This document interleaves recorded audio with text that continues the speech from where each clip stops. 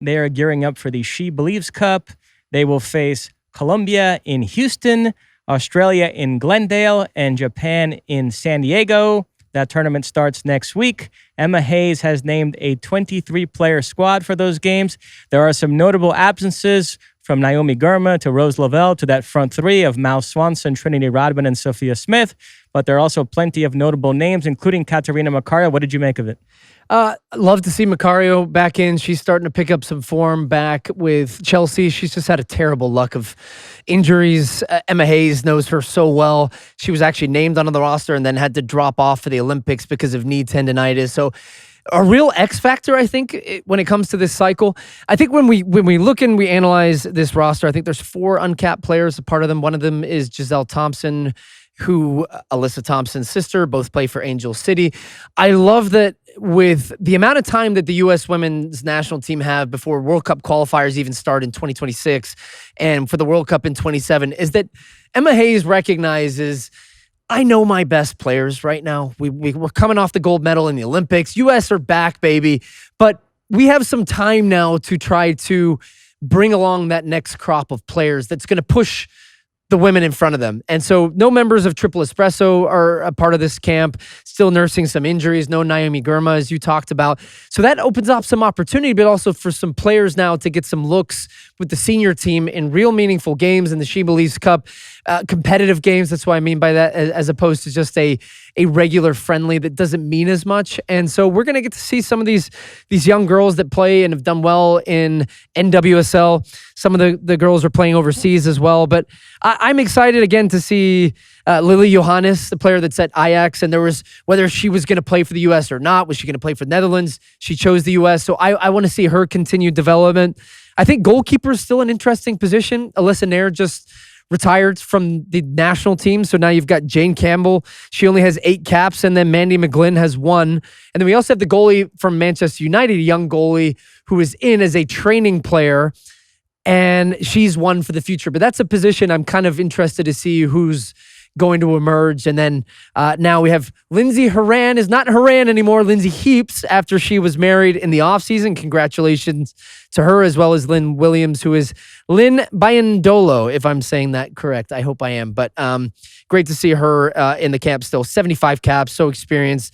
And yeah, this is going to be a fun period now for the women's national team. And that Emma Hayes recognizes is I've got to see who can kind of merge from this group and really push that A group that I think she knows she has. Do you think that's an archaic tradition of the woman having to take the man's name in marriage? How do you feel about that? I think you should do what feels right for you. And I think some people do it, some people don't. And, I never had that conversation with my wife where I said, you have to take my name. I know that's traditional. I think it's non-traditional, or even now you see more of the hyphening. Are you trying to get me in trouble here, Mosse, or what? I mean, what would you be as a husband? Of course not. On Macario, at one point... change the subject, by the way. You just glossed past that one. At one point, she was emerging as the star of this team and as one of the handful best players in the world. And then, as you mentioned, the injuries came. She missed the World Cup, missed the Olympics as well. But if she can recover that form, and you add her to Triple Espresso, that attack might become stupid by the time the next World Cup rolls around. I agree with you. I love Lily Johannes. I think she's an amazing talent who, by the time the next World Cup rolls around, could be one of the best midfielders in the world. And then, Fallon Toulis-Joyce is that third goalkeeper. And Alexi and I have talked about this. We think the single biggest storyline for the U.S. women in 2025 is who's going to emerge in goal as the successor to Alyssa Naeher. We know how important Hope Solo and Alyssa Naeher have been to the U.S.'s success in recent World Cups, so they need to find somebody there. Yeah, I think the last thing and the last point I really want to make on this is Emma Hayes was a knockout hire for the U.S. Soccer Federation, and she has lived up to the billing and beyond. And the way that she came in from day one in a short sprint to win the Olympics, when there was so much doubt about could the U.S. women still be the top dog and were they the team to beat anymore, and the U.S. has fallen off a cliff, she's quickly restored and changed that conversation completely, where we're thinking about oh, actually, yeah, we do have some of the best young players in the world. And oh, yeah, we are Olympic champs. And oh, yeah, we should be going into the World Cup in 27 as favorites. And so I've been so impressed with her ability, not just to win that tournament in the short term and the way in which she challenged these women, changed the way that they think and frame themselves about, we are the U.S. women's national team and we are the gold standard and we should continue to think that way no matter what happened in Sydney and in Australia, New Zealand. And I love that. And then now I also love about what she's doing going forward for the U.S. women's national team and for U.S. soccer. Alexi and I were at the coaches convention in Chicago in January, and she spoke in a room that was absolutely jam-packed to the rafters. People were sitting on the floor. I was sitting on the floor to watch her along with many, many other people.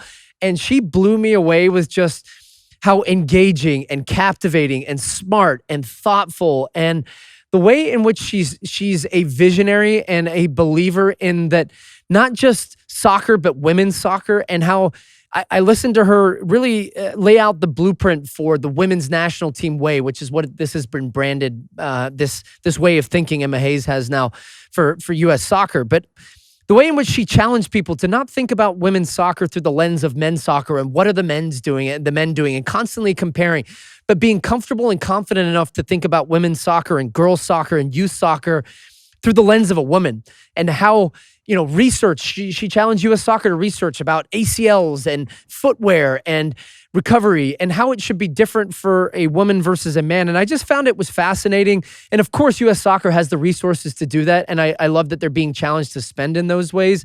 But yeah, just been blown away, and whatever comes of that, I love the way that she's thinking about it. And I just think she has been phenomenal for this program and for this country, and just restoring that, yeah, for people like us that can be easy to criticize the immediate lows, to think big picture of where we are and where we're going. I agree with you. I think we all came out of the last World Cup thinking Spain was poised to dominate the women's game. And now I see the U.S. arriving at the next World Cup in Brazil in 27 as co-favorites with Spain. They're going to be right on that same level with them. So yeah, exciting times ahead for the U.S. women. You like that clip? Well, my State of the Union podcast drops twice a week right here on my very own YouTube page. The only way to stay up to date is to hit that subscribe button down below. Size the day, and see you soon.